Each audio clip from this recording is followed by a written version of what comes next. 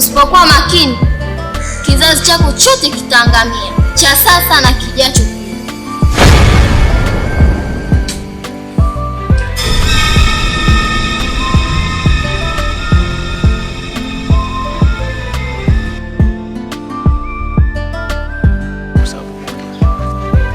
Siku zote wanasema mzaa hutukuza. Umekuwa ukiongea sana juu ya mambo ya nyoka. Nilikuwa nikikupuzia sana, lakini kuna kitu kidogo kimesasi kwenye akili yangu. Unajua wewe ni mdogo sana, kwa hiyo pengine kutokuamini naweza nikawa nakosea au niko sahihi kutokana na mambo yako, lakini kwa mazingira unayoyaongea na mambo yanayonikuta na unadhahiri kabisa kuna kitu kinaendelea. Nimeota ndoto mbaya sana, nimeota nyoka moja mkubwa sana na ilikuwa bado kidogo. Sijui ingekuwa na wewe siku ile uliniambia kuhusu hivyo. Hebu niambie, kwa nini hawa nyoka? Kwa nini wananifuata mimi tu? Kuna kitu gani? Anko John, ni bora hilo umenifahamu mapema. Ni bora umekuja mapema kujua nini kinachoendelea katika familia yako. Hapo zamani kidogo baba yako aliwahi kuua nyoka, kumdhuru na kumbaka pia.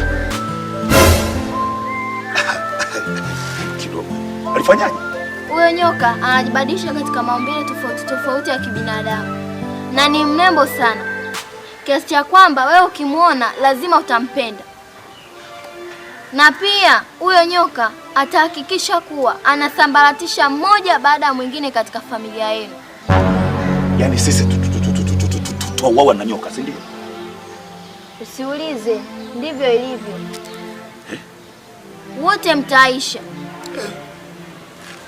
Sasa mimi nifanye nini hapa? Mimi nifanye nini? Au wewe unajua nini kuhusiana na namna ya kuweza kuepukana nao watu? Unajua nini? Anko John, natamani ningeweza kusaidia, lakini siwezi. Sina nguvu hizo za kusaidia mimi. Kwa kuwa wewe ni mtu mzima mwenye akili zako na mwenye busara pia, mpaka umeamua kunifuata mimi mdogo wako. Tumia akili yako, tumia maarifa yako uliojaliwa nayo.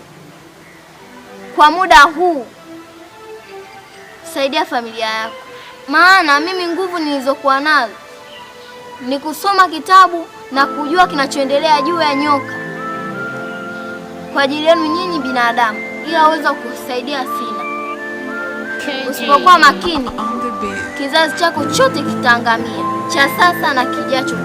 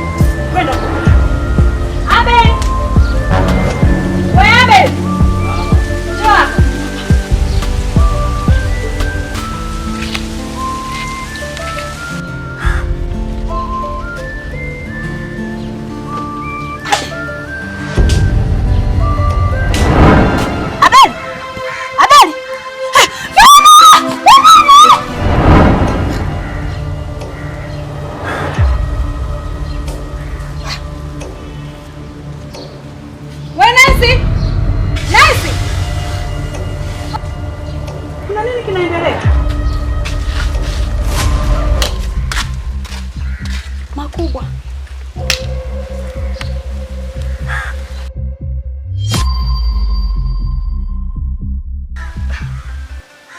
Yaani rafiki yangu, unajua kuna vitu ambavyo mimi sielewi kabisa. Unajua kikawaida tumezoea kila mwanadamu yote huaga anaota. Lakini kwa mandoto ambayo nayaota mimi, naona kabisa kuna swala ambalo halijakaa sawa.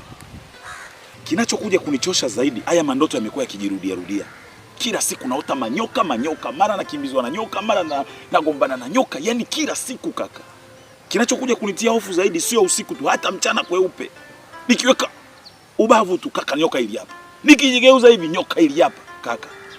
Hiki tu kwa kweli kinachanganya sana. Kuota kupo, lakini kwa nini ndoto zisijirudie? Kikawaida mimi ni Mswahili unajua. Yaani bro, ukizungumzia Waswahili mimi ni Mswahili typical. Mimi jambo langu ukiniletea Kiswahili nalipeleka hivyo hivyo Kiswahili. Kwa mimi binafsi ninavyoona kabisa, yani ninavyoona kwa macho yangu kabisa hivi. Hiyo swala sio kawaida. Kwa hiyo kama sio kawaida, mimi ninakushauri bana, tafuta mtaalamu.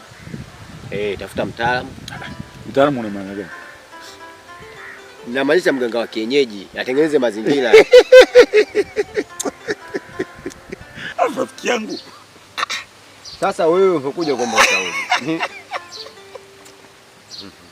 Kwani unanionaje mwanangu? Kwa hivyo uniangalia mimi wakwenda kwa waganga. Yaani mimi unavyoniona nafanana na waganga. Sikiliza kwanza. Wewe unanionaje? Sikiliza. Unajua maisha halisi kabisa. Kuna watu ambao wanaweza kukutafsiria ndoto. Sasa ndoto anakutafsiria nani? Ni mganga. Hata Ulaya wapo wanaitwa witch doctor. Funguka. Yaani ngoja nikwambie. Yaani wewe ni mwanangu sana. Lakini vinavyokuja kwenye swala la witch doctor sio waganga. Mimi wala sikuelewa best. Siwezi kudanganya. Halafu kipindi cha nyuma ananiambia haya mambo, lakini sasa kwa sababu kumwangalia hata umri wake ni mdogo, mtu mwenyewe kama hajajitambua, mimi nikampuzia tu.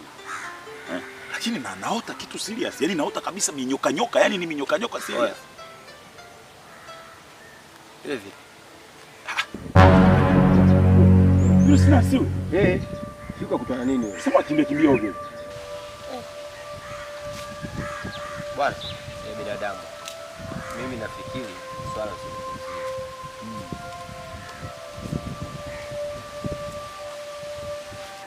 Mnamwona yule anakimbia? Yule Sinansi yule. Yule sio mwenda wazimu wala sio chizi. Yule ni mtu mzima mwenye akili zake kama nyie. Ila yule amemwona Abel, maiti ya Abel kisimani. Unasemaje? Abel yupi? Abel yupi? Unauliza swali unauliza jibu. Abel huyu mpwa wako. Na pia naonea huruma sana. Ningekuwa na uwezo wa kusaidia ningewasaidia. Familia yenu ina mikosi. Nyoka anafuatilia kwa sababu karne za zamani wazazi wenu, vizazi vyenu viliua nyoka. Hivyo nyoka huyu anaamua kumaliza mmoja baada ya mengine. Kizazi baada ya kizazi. Mtaisha wote. Na mimi nimepewa uwezo tu wa kusoma nyoka.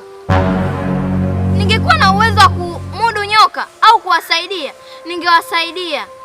Kuwa makini, usipuuzie. Wewe ni mtu mzima mwenye akili zako timamu. Usikubali kumpoteza mdogo wako. Wakakana nakuja kaka.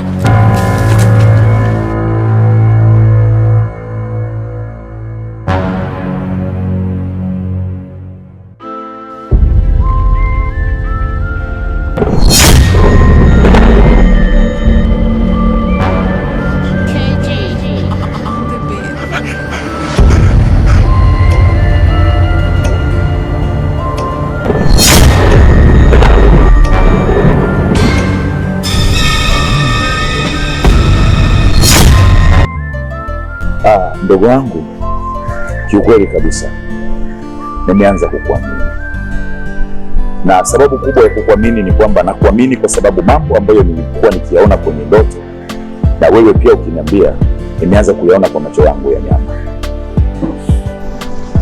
Unaweza ukaamini kwamba nimekutana na yule dada ambaye alikuwa akinisumbua kwenye ndoto zangu mara kwa mara. Nimekutana naye live.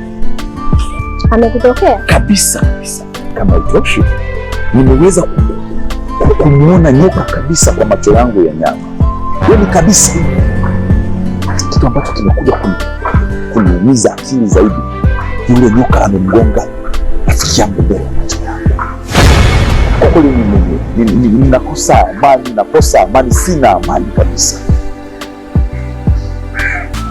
Nataka msaada wako, nahitaji sana msaada wako. Kwa huo udogo uliokuwa nao, nimeona kwamba kuna kitu ambacho naweza kunisaidia. Nataka kufahamu Abeli kifo chake kikoje? Unataka kufahamu kifo cha Abeli kikoje? Abeli ni mfu aliye hai. Una maana gani kusema hivyo? Abeli amekufa, Abeli hajafa.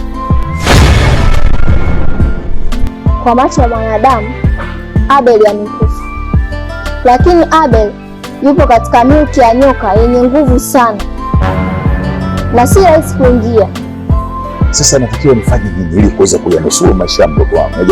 Cha kufanya, usitangaze kwa mtu yeyote kama Abeli amekufa, na pia usiweke msiba. Subiri mimi nitakapokuambia. Baada ya siku kadhaa nitakuletea majibu yaliyokamilika. Usiwe na haraka na hili jambo. Tuliza akili, tafakari kwa makini.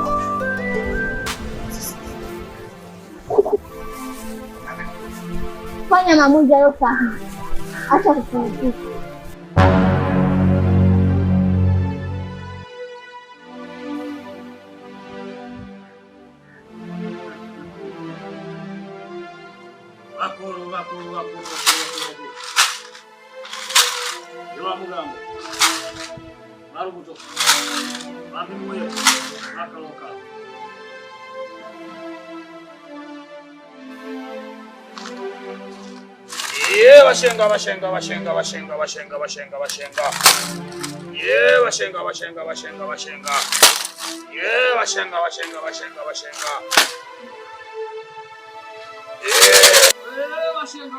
Washenga.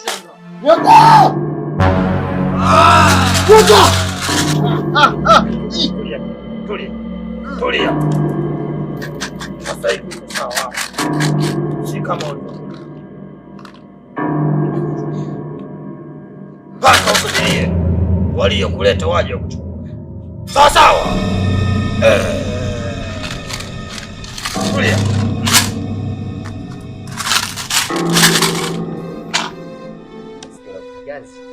Tulia. Ndio unapona. Sawa. Na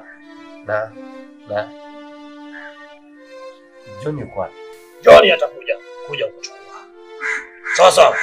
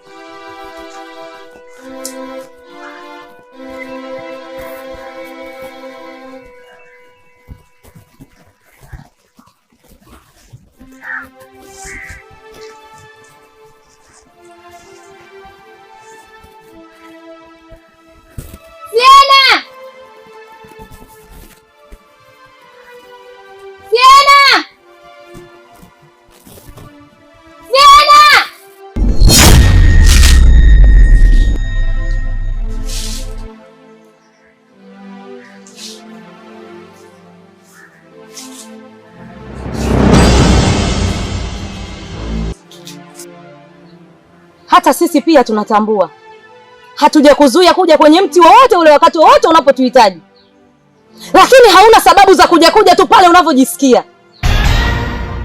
Umekuja kufanya nini?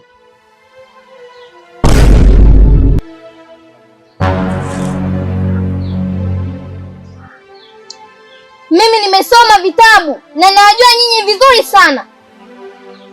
Mimi lengo langu ni kuisaidia dunia. Kuisaidia dunia? Unayajua maumivu yangu wewe? Unaujua uchungu mimi nao usikia pale ninapoumia? Nafahamu. Lakini najua nyinyi mna hatari kiasi gani. Japo binadamu anawafanyia matendo yasiyokuwa na usawa kabisa. Lakini mimi nataka nitoe dunia kwenye eka, niweke dunia sehemu salama. ndani, lakini jaribu kuzuia hasira zako japo kidogo tu.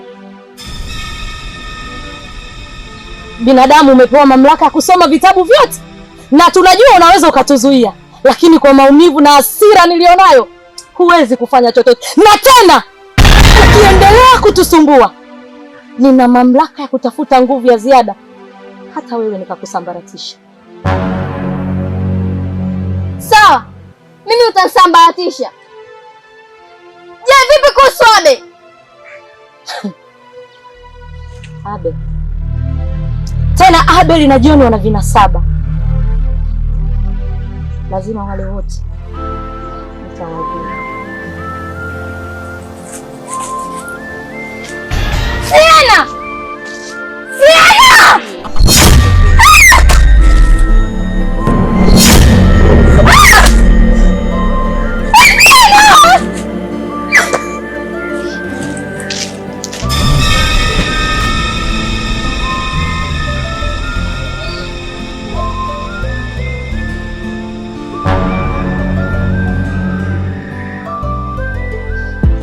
Kweli nimekufa, ila wa kwanza na wa mwisho kumwambia kama mimi nimekufa awe ni mama tu, la sivyo ukisubutu kunyanyua mdomo wako kwa mtu mwingine,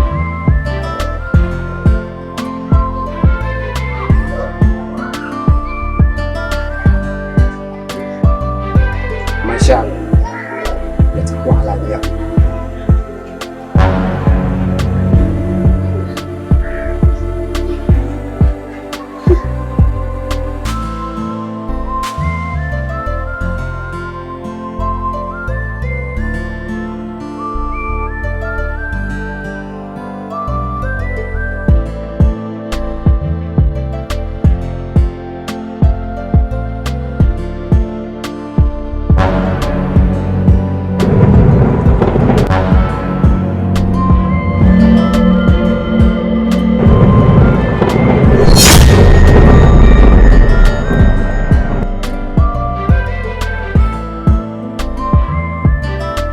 Najua Abel yuko kwenye miliki yako. Vipi kuhusu watu wanaojua kwa Abel amekufa? Hilo sio swala la kulizungumzia sasa hivi. Shida ni nini hasa? Ni maumivu. Wakati mimi najipanga kuwasambaratisha hao watu wanaotaka kuniua, yeye na watu wake wanataka kuniua mimi. Nimewakosea nini? Bila sababu ya msingi wanataka kuniua. Nimewakosea nini? Sijawafanya chochote, sijawadhuru.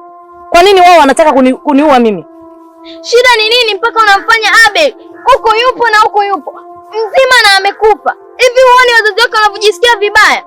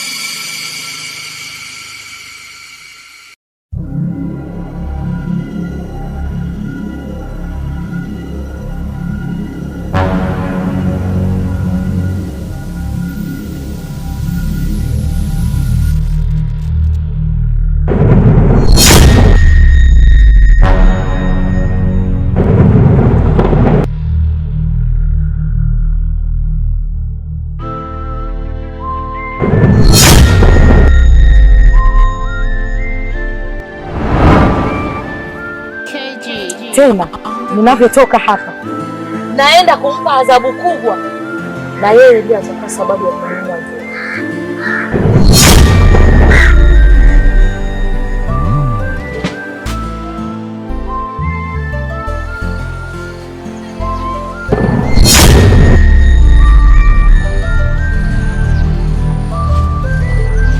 Familia yenu ni wakatili sana. Nilijua watu wa zamani tu ndio wenye roho mbaya, kumbe hata wa sasa. Nimekukosea nini? Nimekukosea nini? Kwa nini ulitaka kuniua? Kwa nini ulitaka kuniua? Sasa kabla sijatimiza azima yangu ya kukuua, wewe ndio utakuwa sababu ya kulipiza kisasi changu leo hata kidogo. Kimya! Unataka kimya?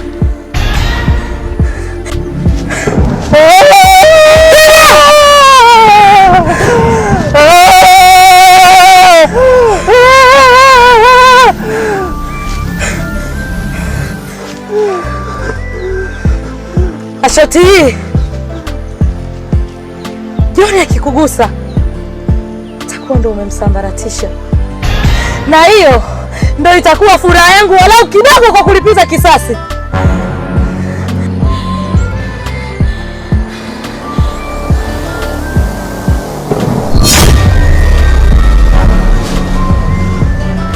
Hapana, hapana, usimuue mjomba, usimuue!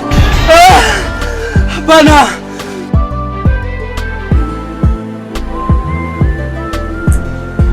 Wewe! Sawa.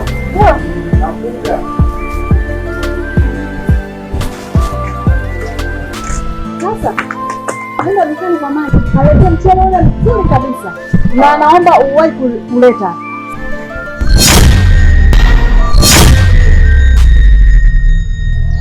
Dada, kuna nini hapa? Wewe. Abel. Dada. Abel amerudi. Sikafaulu.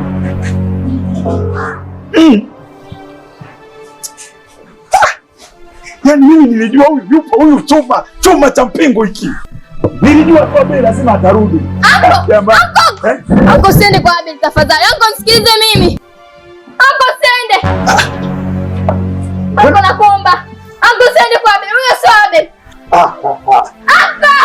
Yeah, basi nakuomba tafadhali nisikilize. Dada. Anko. Fatana na mimi tafadhali. Nakuomba Anko.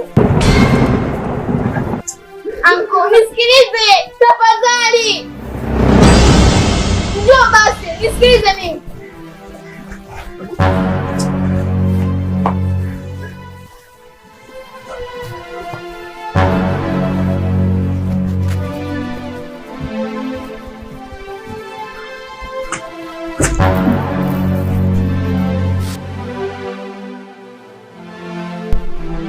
Kweli bwana, unafahamu nini? Naona muda unaenda, lakini pia sio dalili za watu kuja. Lakini kiakili kama ulivyoniambia, mimi kidogo sasa hivi najisikia fresh na najiona kabisa mimi niko fresh, kwa sababu hata tilipu zangu hizi za kwenda chooni za kufanya mazoezi, mguu wangu naona mimi na uwezo kufika nyumbani. Kwa hiyo tafadhali bwana, hebu nipatie ruksa mimi niende nyumbani. Hata hao watapokuja tuambie bwana, yule mtu ameshakaa fresh, amerudi nyumbani kwake, kwa sababu mimi na majukumu yangu inabidi nikafanye na watu mimi wananitegemea. Sasa hivi ninapokaa pale siku ya tatu, hebu angalia mtaalamu, hii inakuwaje? Kijana, huwezi kuondoka sasa hivi. Sawa. Sasa haiwezekani kwenda nyumbani vipi? Wakati unaona kabisa mimi na majukumu yangu kama ninavyokuelekeza. Sasa nimekwambia taratibu. Sasa hebu nije mustakabali ambao mimi nitakwambia wewe utanielewa ili mimi niweze kwenda nyumbani. Huwezi kufika nyumbani. Sawa kijana. Kwa sababu wewe bado unaumwa. Sawa. Huna nguvu za kutoka hapa hadi nyumbani. Sawa. Sasa mganga wewe unachokifanya, unatengeneza mazingira kama mimi nikuogope. Alafu mimi sikuogope kwa sababu hapa unavyoona mimi na waganga. Kijana, unanipanda kichwani. Subiri kwanza nikuelekeze mganga. Mimi mpaka nimefikishwa hapa, yani wamenifikisha kwa nguvu zao. Lakini maisha halisi mimi na waganga wangu wangenipeleka mimi ningepona sasa hivi ningekuwa fika nyumbani. Kwa hiyo hapo unavyoona mimi sio waganga hapa. Kisalanda sio waganga sio 28. Hapa Dar es Salaam ndo na waganga kidida. Kwa hiyo usinitishi. Mimi nakuomba tu nenda nyumbani nishapona. Mbona unataka kunivuruga? Nisikilize sasa nikueleze. Mimi nataka nikusaidie ili uweze kwenda nyumbani kwa usalama. Sawa. Unanielewa? Siwezi kukuelewa kwa sababu wewe unataka mimi nikae hapa kati nakwambia mimi na majukumu yangu. Na watu mimi sio dalili za kuja. Si bwana nenda nyumbani. Sawa mara. Kambi muye. Ngoja. Wewe malango wewe namsikia toka kwa mganga wangu. Wewe malango anaiti huyo. Wewe malango yupi huyo? Basi Sasa ndugu imo.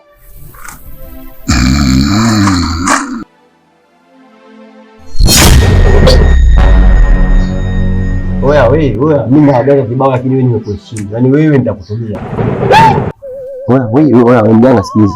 Kwanza sasa hivi wewe ni mganga wangu. Mimi naagaga 46. Wewe utakuwa 47. Nimekuoa. Nimekuelewa hiyo umelivutaji gongo.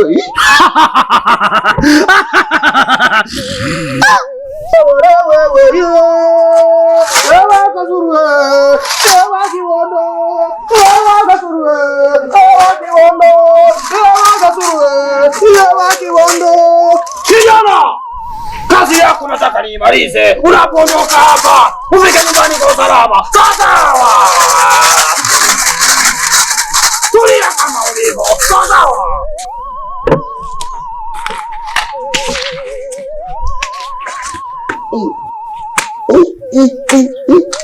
Nakupigwa tena. Tulia kijana. Kamata mikononi. Paka usoni. Hiyo hata usiponiambia najua kama kuna kupaka usoni. Mimi nakwambia kitambo. Hii napaka kwenye miguu pale hata na nyoka. Mguu nao umelegea ni mguu upo kama shoga. Naona umepinda mguu nyingine hapo. Na hapa kwenye sura.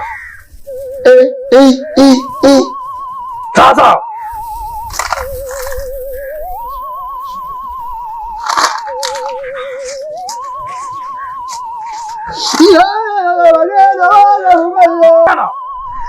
Nyanyuka taratibu. Kamata fimbo. Kama utapona na kuelewa. Taratibu. Hii fimbo itumie masaa 12 tu. Ukishamaliza chukua fimbo nyingine. Sawa. Umenielewa? Bagenda bagaruka. Sema bagenda bagaruka. Hiyo sijui mimi sio muhamini. Sema bagenda bagaruka. Bagenda bala muguta. Bagenda bagaruka. Bademba gala bamunda. Bagenda bagaruka. Bagenda bala gubuta. Ngoja niongee Kiswahili. Naenda ninarudi. Wanaenda wanarudi. Bagenda bagaruka. Bagenda yo. Bagenda yo. Kama usivipo kule. Bagenda yo. Bagenda yo.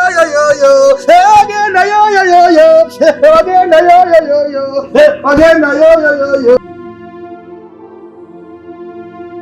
Nice. Kuna tatizo gani? Nakupigia simu unapokea, lakini unachokiongea sikuelewi. Kuna tatizo gani au una shida gani? Nyumbani kwa sawa. Hivi kuna kitu unaweza ukanificha mimi wewe?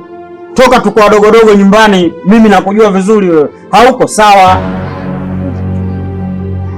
Hauko sawa kabisa. Hata kwenye simu zako nikikupigia unavyoongea, najua kabisa dadangu sasa hivi hapo haiko sawa. Kuna tatizo gani? Kaka. Mimi nipo sawa. Aha. Kwa sasa umeamua kunificha mambo yako. Si ndio? Nifiche tu. Kakangu. Ni kitu gani nishakuficha? Lakini najua baada ya siku 2 au wiki 2 utakuja kunipigia simu na kuniambia atakayokuwa anaendelea.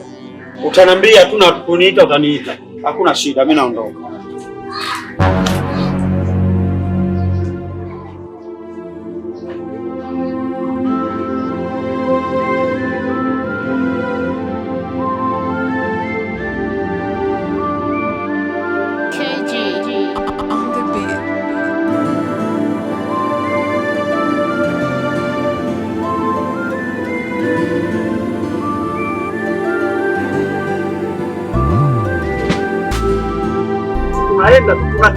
Tunatembea buru wemberu ni poli yote tunaenda kufanya nini? Halafu mtoto mdogo huku umepajuaje huku? Wewe huku umepajuaje?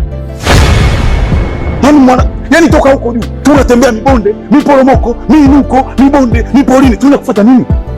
Nishachoka bwana ya mambo bwana. Mimi nataka nikuthibitishie kwa yule sio Abel. Sasa sio Abel yule nani? Yule si Abel nani yule sasa? Mimi nataka nikuthibitishie kuwa yule sio Abel.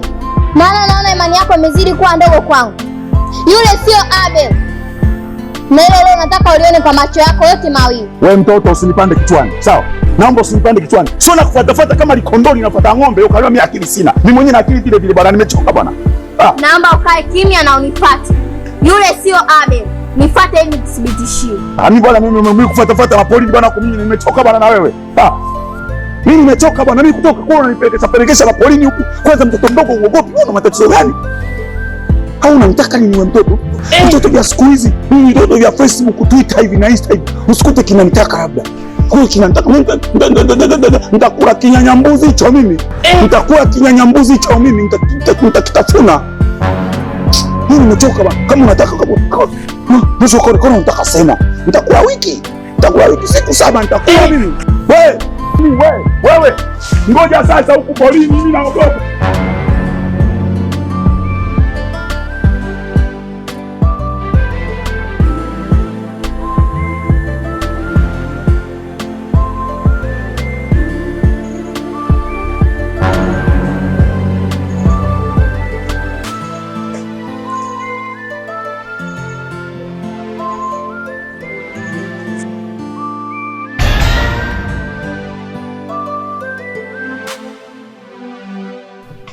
Umeona hayo majani niliyokukabidhi? Hayo majani hakikisha kuwa unagusana moja kwa moja na Abel. Mkono kwa mkono. Nimekupaka hiyo dawa ili kwa sababu usipate maafa makubwa kutoka kwa Abel. Maana Abel ni mtu mwenye nguvu sana. Abel yupo katika milki ya nyoka yenye nguvu sana. Nao nyoka wanachukia ukoo wenu mzima. Na leo nimekutoa pale ili usimguse. Na mimi nakuthibitishia kuwa yule sio Abel, kwa sababu nataka usaidie ukoo wako wote. Sawa. Nenda kathibitishe kuwa yule sio Abel. Akili kichwani mwako.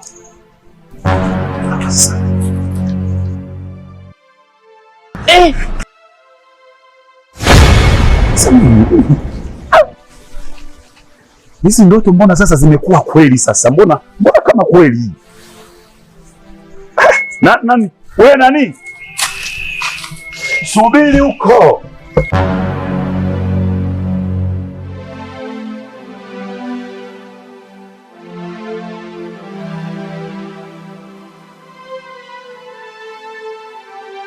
Leila. Subiri.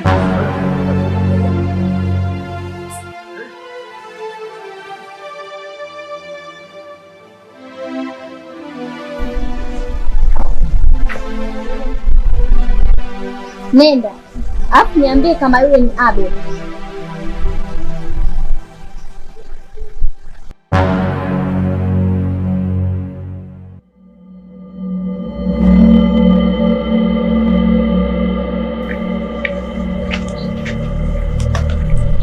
Abeli. Mjomba Abeli. Vipi bwana? Unaendeleaje hapa?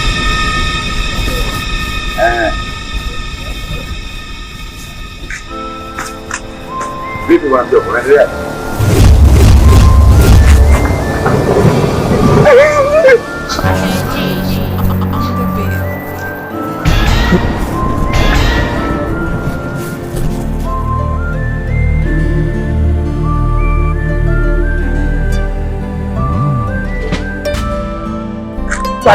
Asante sana. Mganga, labda mimi nikwambie ukweli. Yaani kwenye maisha yangu waganga siwakubali kabisa. Na sio kama siwakubali waganga kwa ubaya, hapana. Hizi sio mila na desturi zangu. Wala sio mazingira mimi niliokulia. Lakini kwa tatizo hili nililokuwa nalo, kwa kweli nimefikia hatua sasa nahitaji msaada wako. Nimekuwa nikikutana na visa vingi sana. Yaani visa ambavyo kwa kweli kuvumilika ni ngumu. Kinachonitisha zaidi, juzi nilipigwa shoti na mpwa wangu ambaye anaitwa Abeli. Ile shoti kwa kweli si ile shoti. Mbaya zaidi, huyu Abeli amefariki. Lakini mazingira yake ya kifo chake hayaeleweki kabisa. Yaani hayaeleweki na ni kitu ambacho kinasumbua sana akili yangu. Kwa sababu Abeli, mimi ni mpwa wangu, ni mtoto wa dada yangu kabisa. Kwa hiyo katika hili nahitaji msaada wako, nahitaji uangalie namna gani ya kunisaidia kwenye mtihani. Abeli alitaka kumuua nyoka. Yule nyoka alimgonga Abeli, lakini yule nyoka akamweka Abeli katika himaya yake, ila Abeli bado hajafa. Sasa kwa hiyo niachie mimi ndo nitajua nitafanyaje, lakini tambua, zama za kale wazazi wako walifanya makosa makubwa sana. Sasa walifanya makosa makubwa tena, ukisikia makubwa hasa. Mzazi wako aliua nyoka, tena sio kumuua tu, hadi akambaka. Ndio, alimbaka. Kwa hiyo jambo la msingi ninalotaka kukwambia kijana, amekuja kulipa kisasi chake. Ninachokuomba ili uweze kufanikiwa katika jambo hili, yabidi uwalete misukule wawili, wa kike na wa kiume. Sawa sawa? Sawa. Ukishawaleta misukule hao, yabidi wajamiane. Sawa sawa? Sawa. Watapata ujauzito au mimba. Baada ya miezi 6 atajifungua mtoto ajulikanaye kwa jina mtoto wa kichawi. Sawa? Sawa. Baada ya hapo mtoto huyo ndiye utakayemfanyia dawa hii au nyoka aweze kuwadhibiti. Tofauti na hivyo itakuwa ni ngumu sana. Kwa naomba uwatafute hao misukule. Sawa? Sasa mganga, hebu wewe mganga sasa hivi umeanza kunichoka nao. Sasa mimi hiyo misikule mimi naipata wapi? Hiyo misikule huaga ni kabila gani, labda ni watu wa wapi hao? Mimi nitakuelekeza. Nenda, hakikisha umerudi na changarawe zisizopungua 11. Sawa? Sawa. Unaweza ukaenda.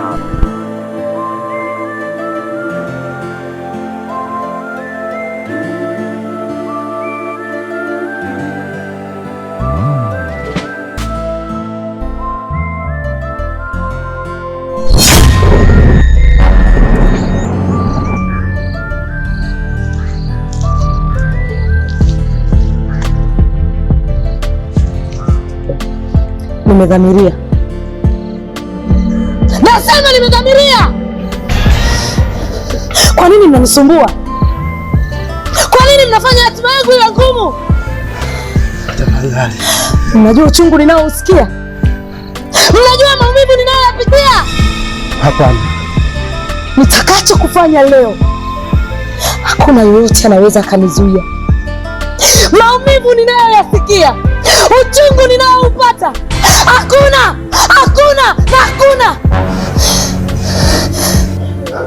Tafadhali nisamehe, sirudi tena kuua nyoka wala kiumbe chochote, nisamehe. Nimepitiwa, niache mimi na familia yangu tafadhali.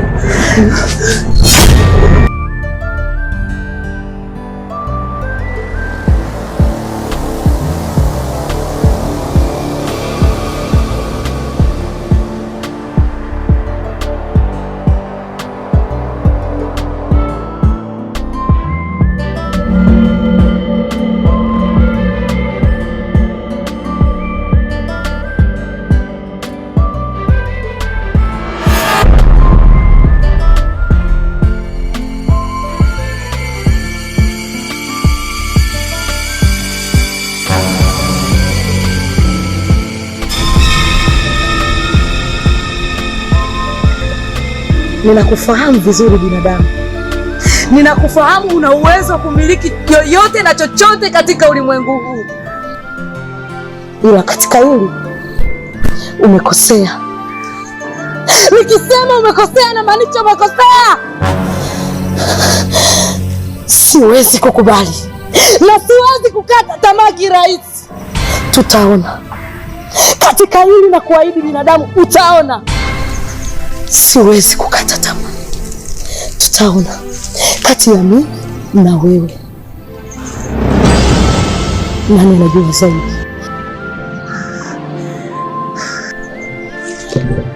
siku 2 zijazo lazima utajiuliza maswali. Kwa nini jua linatokea mashariki na kuzama magharibi?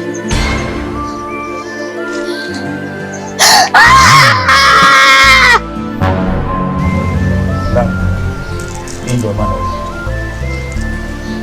Lakini mganga, kwa kweli hili jambo linachosha sana. Mganga, kwa kweli sasa hivi na kuamini sana kutokana na unavyofanya kazi yako. Sasa nilikuwa naomba unisaidie katika naomba unisaidie. Hiyo limekwisha. Imekwisha kabisa. Sawa sawa. Sawa. 4 5 6 7 8 9 10 11. Usiogope, usiogope. Usiogope. Sasa. Usiogope. Huu ndio Abeli husika. Na huko nyoka alikuwa na hasira kubwa sana. Mkifanya masiara atamaliza ukoo wote mzima. Sasa.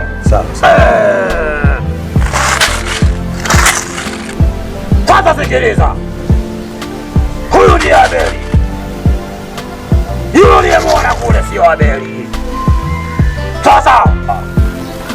Sawa. Huyu Abeli ili aweze kupona ni lazima nikupe dawa. Uende ukamwagia Abeli yule. Ndiyo atapona Abeli huyu. Sawa. Umenielewa? Nakuelewa. Unaweza? Naweza mganga. Unaweza? Sawa. Ngoja nikupe dawa. Sasa kamata dawa hii. Shika kwa nguvu. Kamata. Hakikisha unapotoka hapa asikuone mtu. Sawa. Unanielewa? Nakuelewa. Ukifanya makosa mtaangamia familia yote nzima. Hadi ukoo wako wote. Sawa. Umenielewa? Nimekuelewa. Sawa. Ekala yende batolele yo, eleka yende batolele yo, eleka yende batolele yo.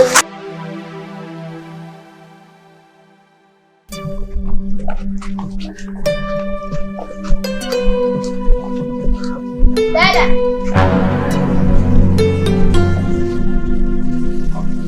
Nini?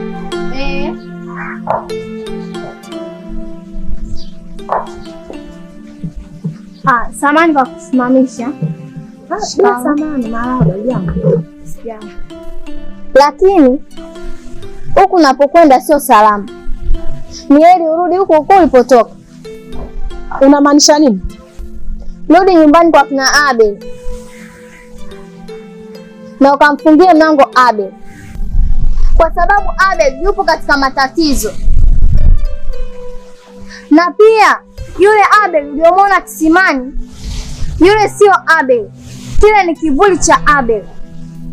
Samani. Kwani wewe nani? Mbona unaniuliza vitu ambavyo vinanitisha? Mimi unijui? Nakujua. Lakini leo na kwa sasa Abel yupo katika maumivu makali sana.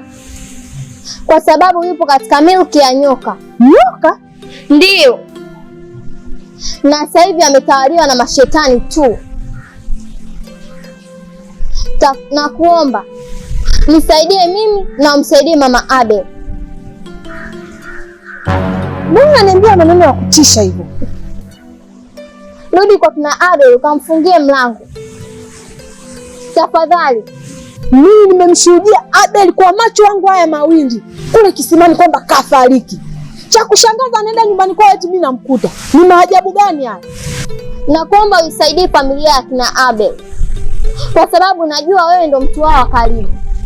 Naomba uende kwa kina Abel ukamfungie mlango. Tafadhali. Nisaidie mimi na umsaidie mama yake pia. Na hii dawa itakusaidia.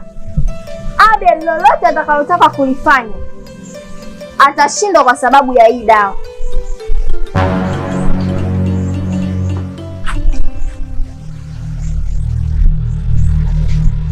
Nenda sasa, muda ndo huu. Kwa sitozulika kwa chochote au tozulika kwa chochote kile, niamini mimi. Basi sawa, asante kwa kunisikiliza.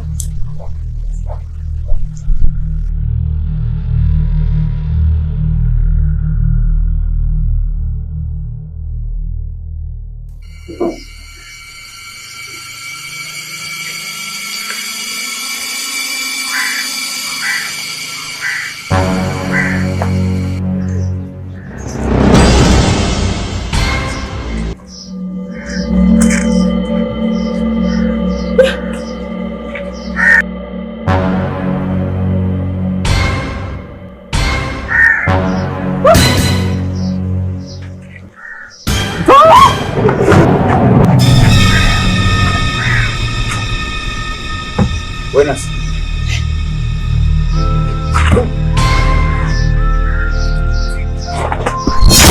Huyu sio Abeli. Huyu sio Abeli. Huyu sio mpo wangu. Ngoja nikuonyeshe.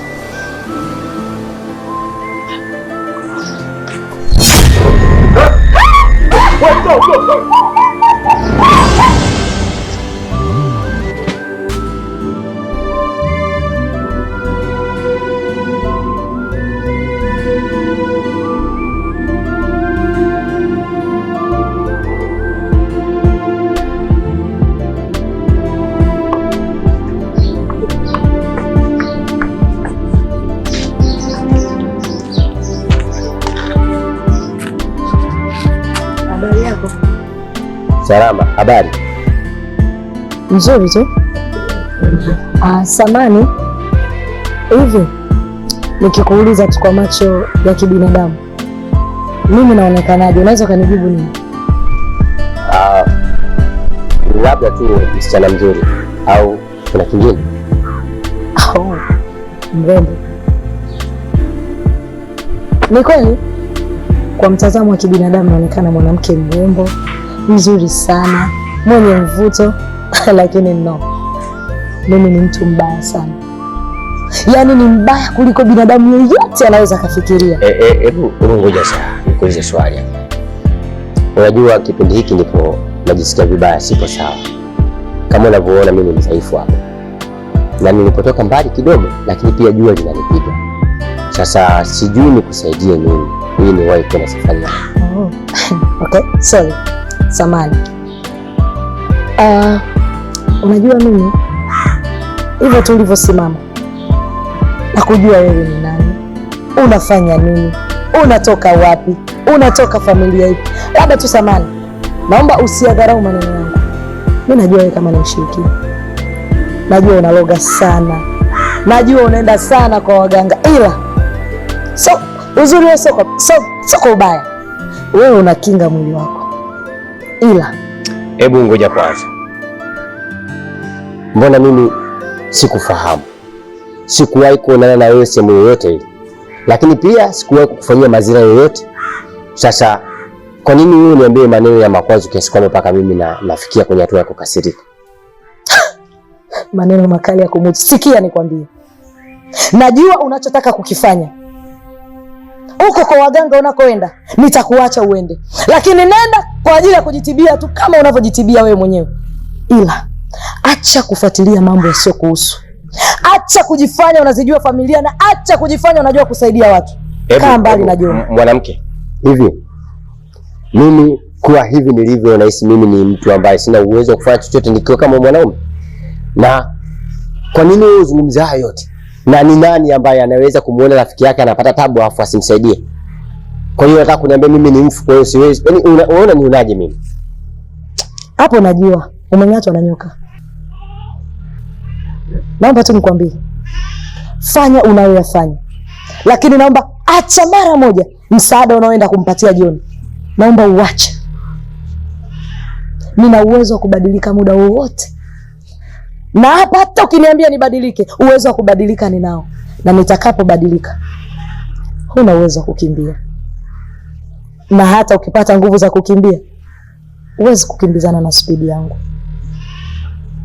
maana nakimbia sio mithili kama binadamu. Acha.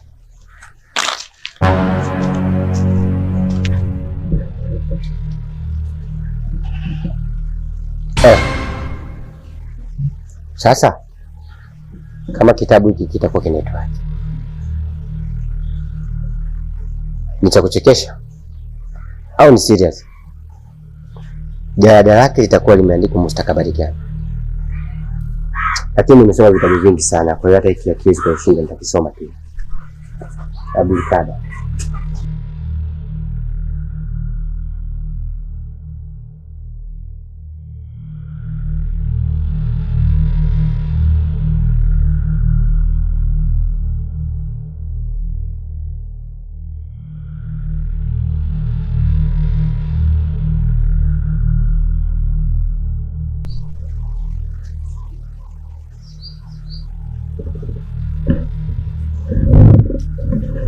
Huku nimeelekezwa kuja hapa, lakini kilichonileta hapa nimekuja kutafuta amani. Nimechoshwa sana na maisha nayoishi, nimechoshwa sana na shida nazozipitia, nimechoshwa na ndoto ambazo hazieleweki. Lakini ujio wangu hapa, nimekuja kuitafuta amani ya moyo wangu, nimekuja kutafuta ukombozi wa familia yangu. Siko hapa kwa ubaya. Siena, nimeambiwa nikuite mara 3 katakuja hapa, lakini ukija hapa naomba uje kwa amani. Uje kwa amani, kwa sababu sikuja hapa kwa lengo baya. Nimekuja hapa kutafuta furaha na amani ya moyo wangu. Nimekuja hapa Siena niongee na wewe ili iponye familia yangu. Nimekuja niongee na wewe ili niuokoe ukoo wangu. Siena, nitakuita mara 3 hapa. Ninaomba uje, lakini uje kwa amani. Uje tuzungumze, tumalize haya mambo, kwa sababu hata mimi mwenyewe sikuyafahamu kabisa. Siena! Siena! Siena!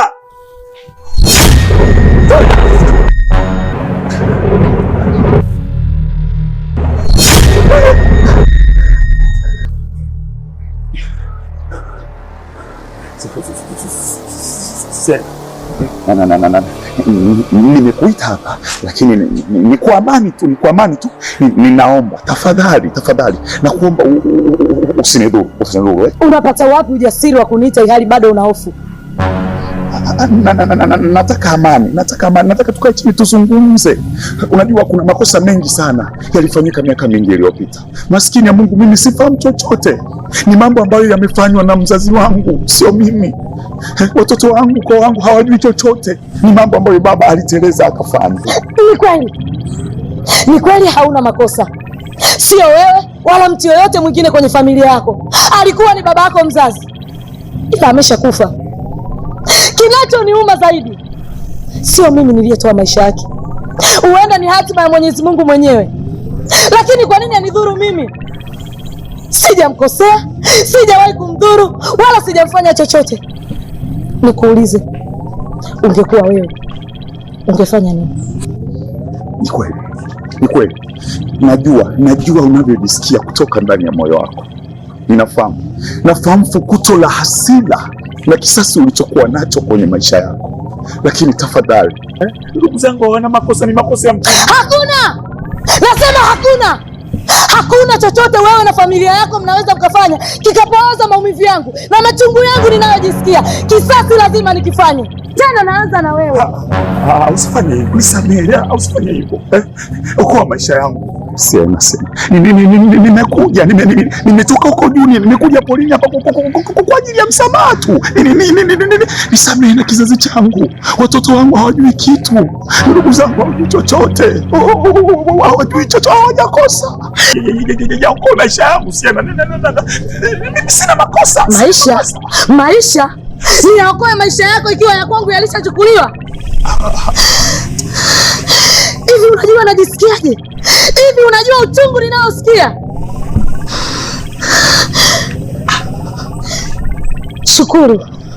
Shukuru sana Mwenyezi Mungu, leo siwezi kukusogelea, ila itakapotokea nafasi nimekusogelea,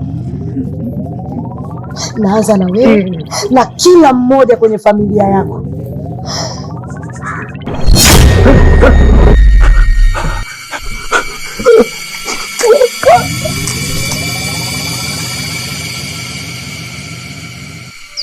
Samahani Laila.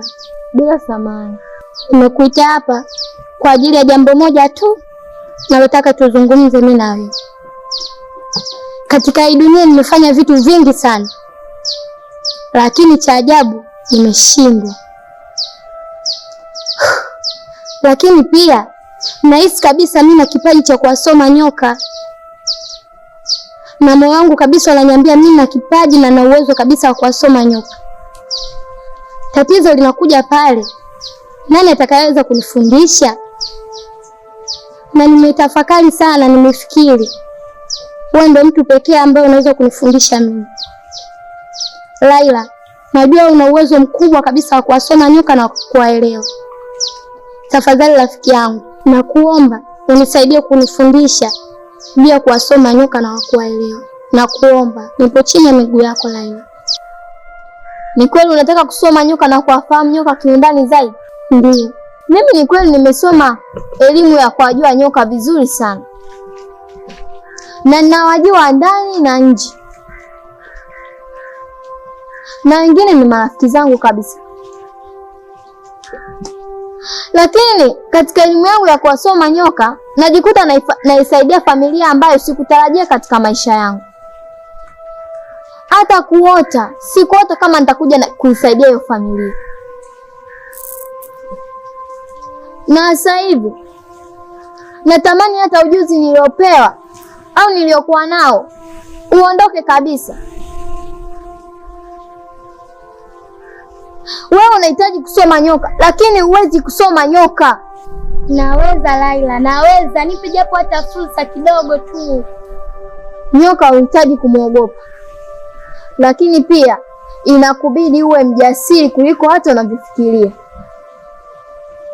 Wewe huwezi kusoma nyoka. Ndiyo naweza. Unaweza kusoma nyoka? Naweza Laila, nipe hata chance moja tu. Sawa, nitakupa chance. Nyinyi ni marafiki zangu, popote ninapowahitaji huwa mnakuja kwa wakati mwafaka kabisa, na leo nawaita sio kwa dhumuni kubwa, ni kidogo tu. Rafiki yangu anataka kukuona. Tafadhali Sarana, Sarana.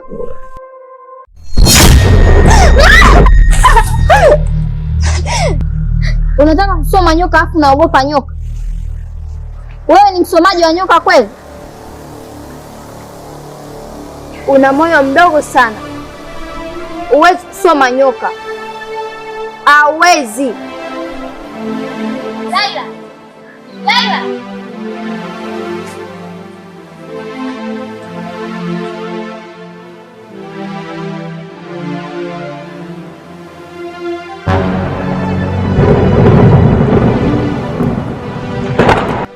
Haujanitendea haki kabisa.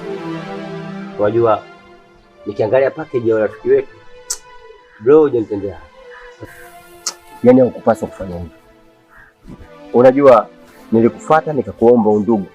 Ukawa kwangu vitu vingi tunashirikiana mimi na wewe. Lakini unafahamu nimepata shida kwa sababu yako. Lakini kweli wewe wakunitelekeza kwa mtaalamu alafu kaniacha na ukutaka kujua kitu chochote kuhusiana na mimi kweli? Kweli angoja ni kweli. Mimi labda naomba nikueleze kitu kimoja ambacho labda wewe ukitambua. Undugu wetu ulikofika, tumefika mbali sana. Wewe ni rafiki yangu, wewe ni mtu wangu wa karibu, wewe ni zaidi ya ndugu yangu.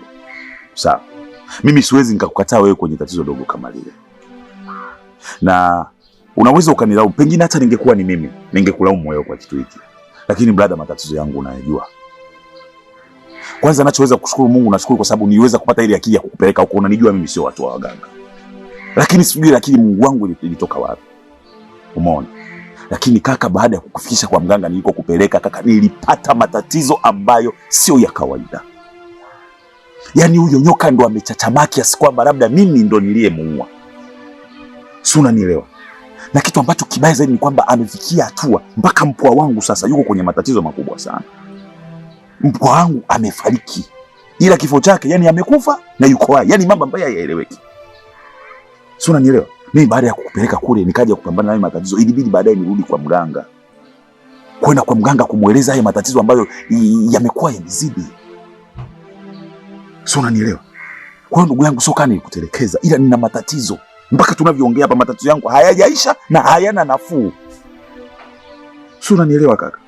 Mimi sio kukutelekeza wewe. Mimi baada ya hapo ilibidi niende kwa mganga, nikaenda kumweleza kuhusu mpwa wangu, unamjua, kwa sababu kuna siku nimeenda amenipiga shoti ambayo sijawahi hata kuona. Ndo mganga kunieleza kwamba yule mdogo wangu pale alipo, yule ndugu yangu yani tuseme ana kitu, amekufa kimazingara, yani kufa kafa, lakini bado anaonekana. Mganga kanielekeza kitu ambacho kusema ukweli sikiwezi, sijawahi kukifikiria na sikiweza hata kukifanya. Akanielekeza nitafute miskule hiyo miwili, skule la kiume na limskule la kike. Sasa mimi kwa akili yangu navyowaza nikajua, kwa sababu kuna jamaa mmoja aliniambia usione maduka mengi Kariakoo wanauza, wana miskule wale. Mimi nikajua usiku labda mchana wanauza nguo, usiku labda kuna miskule. Si nikachukua bajaji nikakodi kwa mwanangu niende Kariakoo kutafuta miskule miwili tu nilikuwa nataka. Sasa unacheka nini? Yaani mimi nakueleza wewe unacheka, si ndio? Umeona bana? Hebu nyamaza basi. Kwa hiyo umetoka hapa ni bajaji, umeenda kuchukua miskule town. Sasa unacheka maana yake nini mwanangu? Oya. Heshimiane basi. Unachanganya. Umeona bana? Watu heshimiane bana. Nikachukua bajaji ili nikaibebe kwenye bajaji, nafika hapa pale kaka. Kwa hiyo usia kuna mtu hata mmoja. Wewe unafika nini? Eti tu paka town. Town ukaenda kuuliza miskule. Sasa hivi vitu vinawezekanaje? Hilo swala ungeniambia mimi. Alafu ngona mimi nakufanyia nini sasa? Oya. Yaani masuala magumu ambayo unaona haya yameshindikana, mimi ndo nayaweza. Alafu hiyo michezo ya hatari yote yani mimi ndo nayaweza. Yaani swala miskule maana yake wewe ulibidi usipate tabu. Maana yake chuma ulikuwa unakuja kuniambia mimi, alafu mimi nakuelekeza mazingira fresh, na hiyo miskule inapatikana paka asubuhi. Yaani paka chai. Mimi na watu wao watatu na magomvi nao. Wa kiume wawili, mwanamke mmoja. Basi jambo jepesi. Hiyo ndio mimi nakusaidia, na miskule inapatikana paka asubuhi. Acha bwana. Sasa sikiliza, fanya hivi wasioniokoe mwanangu. Lile tatizo nilikuwa naliona ni njozi kaka, niko serious sasa hivi. Kaka ni serious mpaka mwenyewe naogopa. Mimi miskule naipata na mimi niko bega kwa bega na mimi. Hiyo kusema sasa siku hiyo niache mimi. Sasa unafanyaje? Maana wewe ni mtu wa wataalamu unajua. Ndio maana kama swali niache mimi.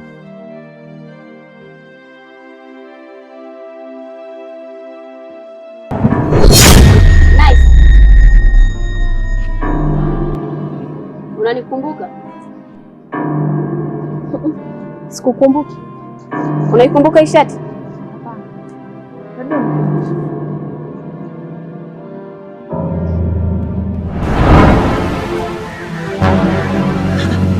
Usi Abel.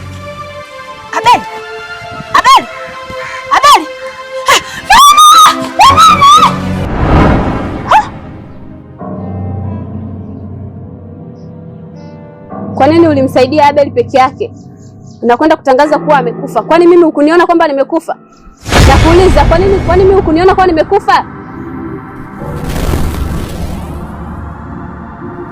Samehe. Wema wako utakuponza. Na kwa kuwa hutaki kufuata yale maneno aliyokuambia Abel.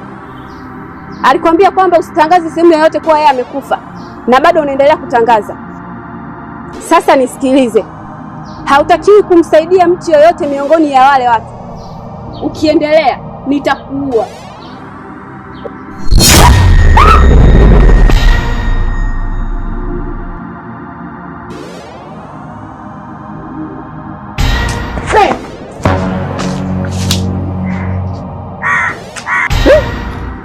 Mama!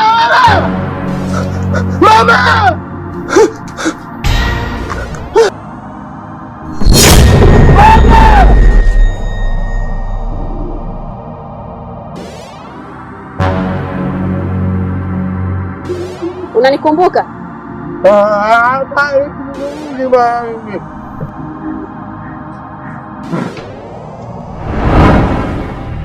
Naomba tu nikwambie, fanya unayoyafanya, lakini naomba acha mara moja msaada unaoenda kumpatia John. Naomba uache.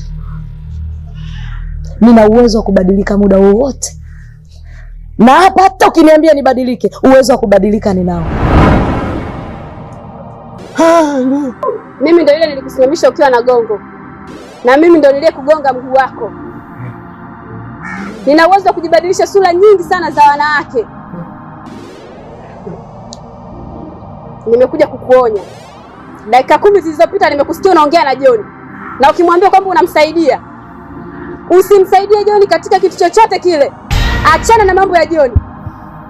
Na kuonya, achana na mambo ya John. Najua una waganga wengi sana, au ni waganga wako wewe. Usimuhusishe John, achana na mambo ya John.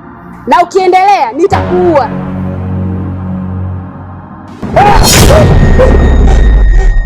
Mama!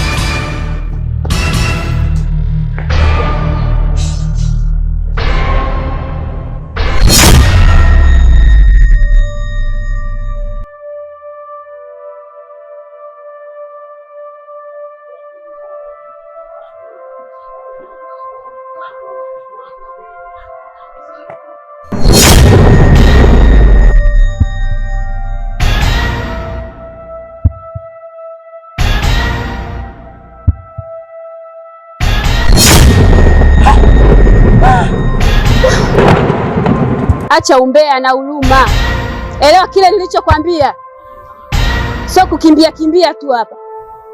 Usimsaidie mtu yeyote kwenye ile familia ama ule ukoo. Umenielewa? Umenielewa? Nakuuliza, umenielewa?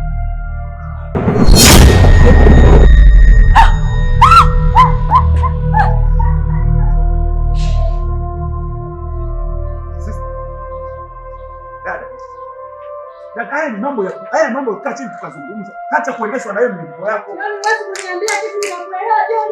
Wewe ndio hujamzaa mimi wewe. Nisikilize sasa. Dada sikiliza sasa. Dada sikiliza basi. Dada sikiliza basi. Sikiliza tu, usinisikize dada, sawa? John, utaniambia nini nikuelewe? Kaa chini tuzue tunafanya nini?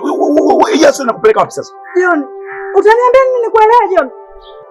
Mimi ni mzazi, nimebeba beli tumboni miezi 9. Mimi ndio naujua uchungu. Dada, hilo mimi mwenyewe nalijua. Wewe ni dada yangu, Habeli ni kama mtoto wangu wa kumzaa. Si unanielewa? Sawa John, wa kumzaa unasema. Sio hivyo. John, unaongea kila hizi. John, acha kuchukulia rahisi hili jambo John. Habeli leo anageuka na nipigia shot. Mimi mama yake. John. Naomba unisikilize. Hapa kuna mambo ambayo hujajua. Tatizo la Habeli sio la kwenda nalo kelele na sio ulizokuwa nazo. Hatuwezi kupata suluhisho na kuomba tukae chini tujue tunafanyaje hiki kitu. Haya ni mambo mazito sana dada. Na kuomba utulie. Sawa John. Na kinachoniumiza, hii habari ya Nice kuja nyumbani kwangu kila siku ananiambia mwanangu amekufa. Inaniuma John. Inaniuma John. Naomba unisikilize. Dada. Mimi mwenyewe ninaumia. Habeli ni damu yangu. Habeli ni sawasawa na mwanangu. Si unanielewa? Ninaomba usizidi kunichanganya. Siku zote ukiona mtu mzima analia, jua kuna jambo limemsibu. Niache. Dada. Sasa kwenye hasira zako utafanya nini? Dada. Yeseremani umwana rakuru. Owagize niko yagize mama mama. Owagize niko yagize mama mama. Mwana nduwiye hure mama mama. mwananje nduwiya huleho mama, oh mama.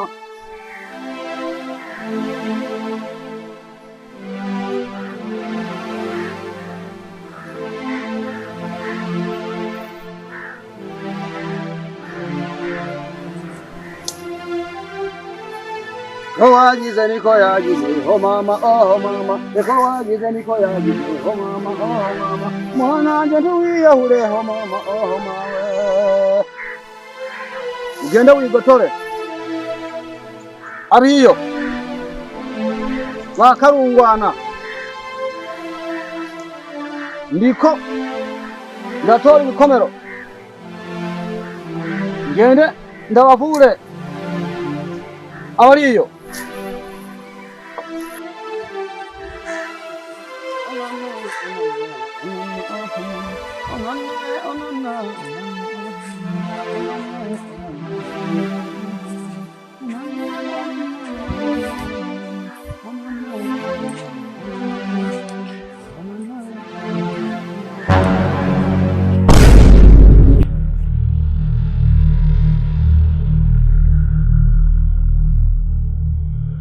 Roho ya mauti sijaumbiwa nayo, na mauti haumpendezi mtu. Ujio wako sio salama. Mwananyoka, umefuata nini hapa?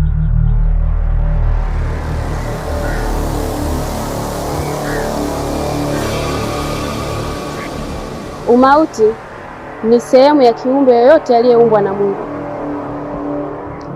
na hakuna kiumbe anayeweza kuukwepa umauti. Ngoja nikuulize swali. Ina maana wewe ni bora sana wa kusaidia watu? Hapana, mimi sio mbora, ila mimi ni mbora wa kusaidia watu. Isipokuwa wewe ni nyoka, mimi ni binadamu. Kwa sipendi kumwona binadamu mwenzangu akiteseka, kwa sababu wewe na mimi ni maadui. Hatuwezi kukaa sehemu moja. Sasa ngoja nikutengeneze. Huwezi kunifanya